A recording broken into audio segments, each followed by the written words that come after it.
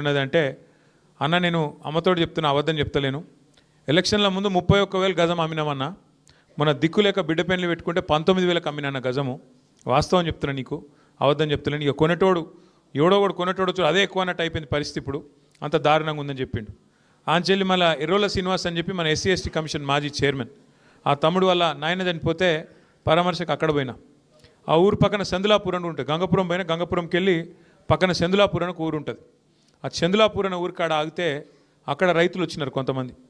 వాళ్ళని అడిగితే ఏం పరిస్థితి ఎట్లున్నది అంటే, ఇక ఈడ ప్రాజెక్ట్ వచ్చింది, నీళ్ళు వచ్చినాయి, వ్యవసాయం అయితే నడుస్తున్నది. నీళ్ళు ఇదివరకు లేకుండా ఇప్పుడు కేసీఆర్ వచ్చినాక నీళ్ళు వచ్చినాయి, కాళేశ్వరం వచ్చింది, నీళ్ళు వచ్చినాయి. కానీ కేసీఆర్ ఉన్నప్పుడేమో 50 లక్షల ఎకరం పోయింది. ఇప్పుడు మొన్న 4 రోజుల కిందట బేరమైంది 21 లక్షల ఎకరం అమ్మినామన్నా. ఇక మీకు అదే పొలం, వేరేది కూడా కాదు, అదే పొలం 50 లక్షలకు అడిగినరు. అప్పుడు అమ్మలేదు. ఇంకా మస్తుగా వస్తుంది, మళ్ళీ కేసీఆర్ వస్తాడు, ఇంకా పెరుగుతుంది అని చెప్పి అనుకున్నాము.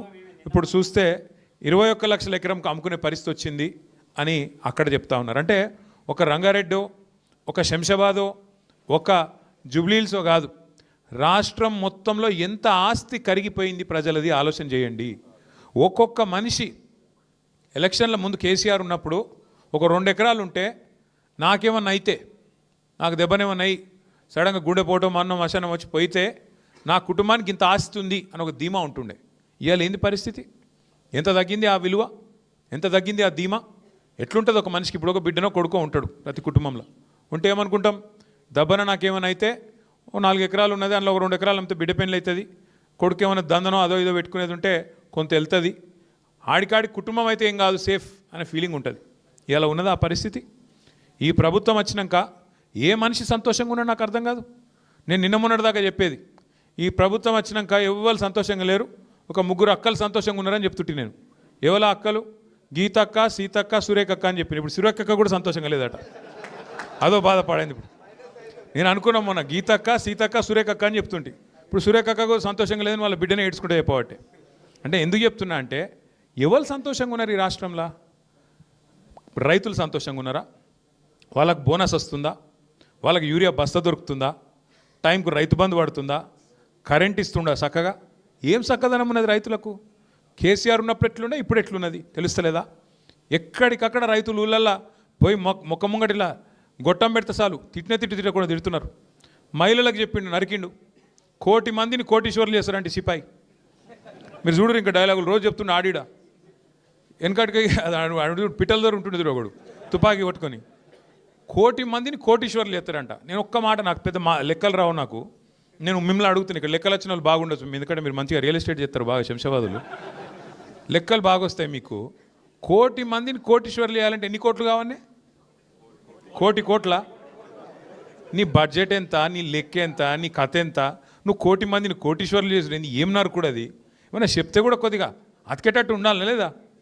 1,000,000 మందిని కోటీశ్వర్లు చేసుడు కాదు, మా మహిళల పుస్తల తాడు ఎత్తుకపోతే ఈయననే మంచోడు. తులం బంగారం పెడతా అన్నాడు. తులం కాదు, ఇప్పుడు బంగారం ఎంత పిరమైంది ఇప్పుడు?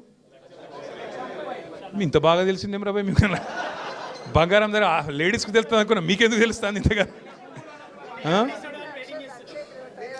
అచ్చ నిన్న కొన్నారు. నా అదృష్టవశాత్తు నా భార్య అడగలేదు, నేను కొనలేదు. మీరు అనవసరంగా యాద్ చేసి ఇప్పుడు చూసిందంటే నేను వస్తా. అయితే కాదు, బంగారము గంత పిరమైంది.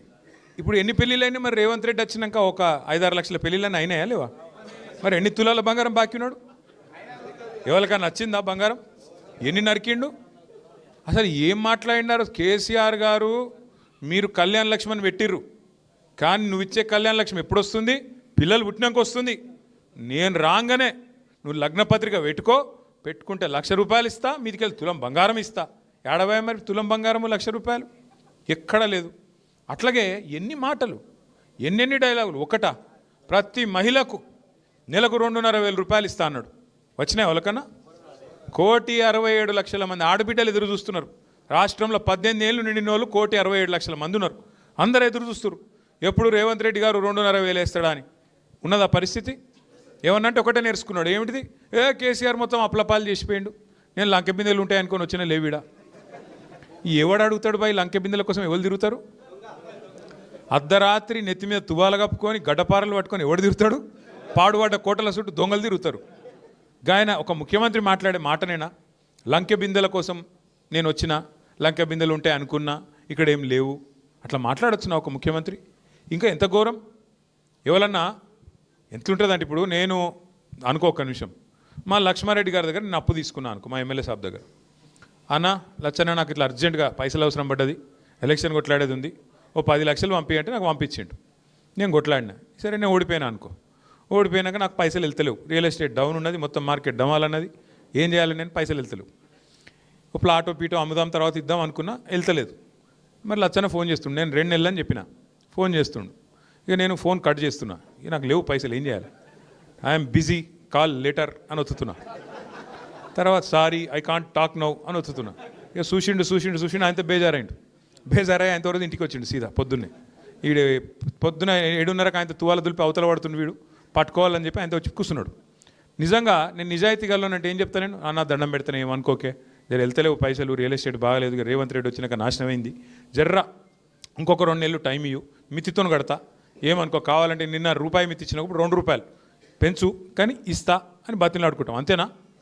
నిజాయితీ గల్లోడైతే గట్లుంటుంది కథ.